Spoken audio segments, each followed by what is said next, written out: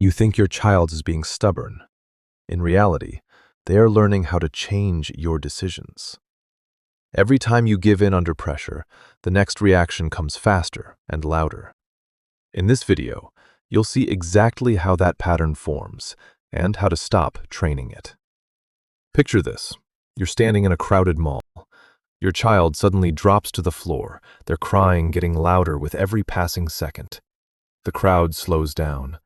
You feel the weight of a dozen eyes staring at you.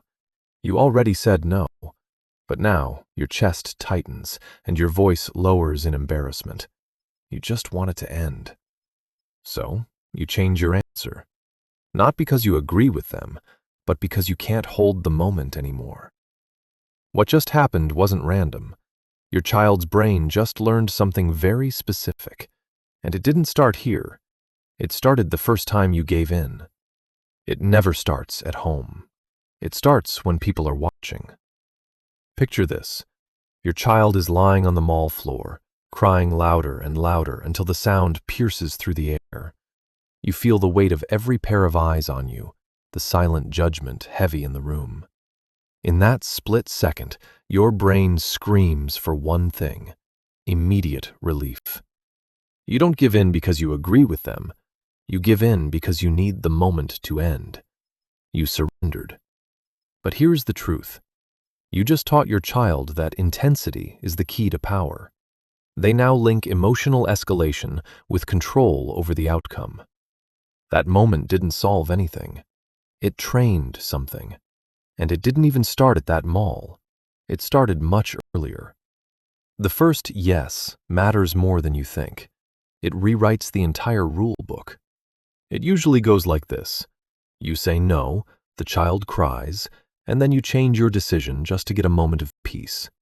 In that split second, the child's brain encodes crying as a highly effective strategy for a reward.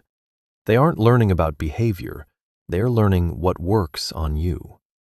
They learn. Next time, the escalation will start earlier and hit harder because you've unknowingly raised the stakes. Have you ever wondered why things get worse even after you've said no? Your child isn't just being stubborn. They've figured you out. So the next time, they don't start from zero. It's not random. It's a calculated progression. It starts with a whimper, then moves to shouting, then screaming, and finally rolling on the floor. When you delay giving in, the child's brain learns to increase the intensity to get what it wants faster. This unknowingly creates a child with zero frustration tolerance, but high emotional control over you. It escalates. Why is it worse this time? The truth is, you didn't stop the tantrum. You upgraded it.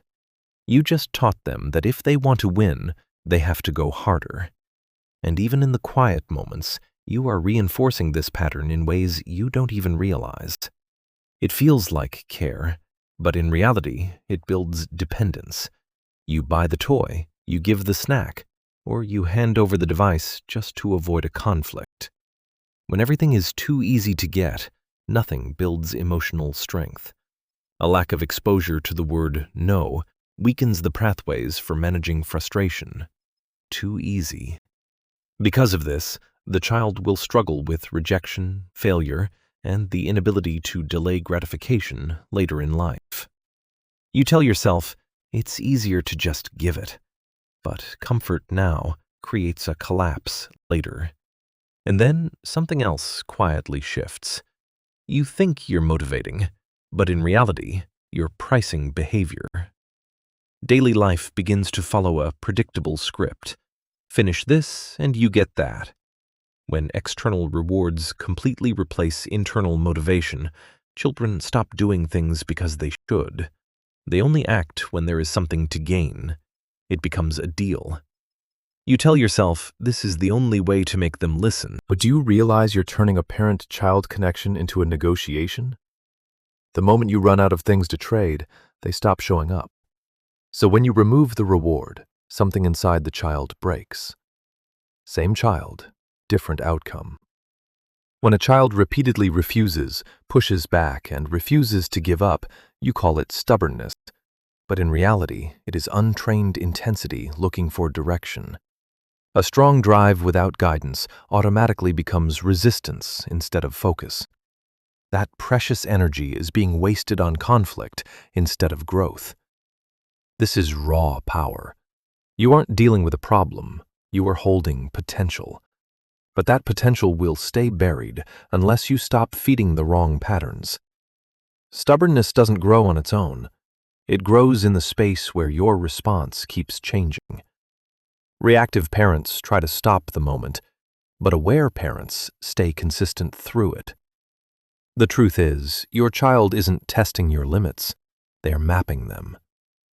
Think about the last time you gave in. What exactly made you change your decision? Let me know your thoughts in the comments. If this helped you see something clearly, stay with me for more. Remember, they don't need you to win the moment. They just need you not to move.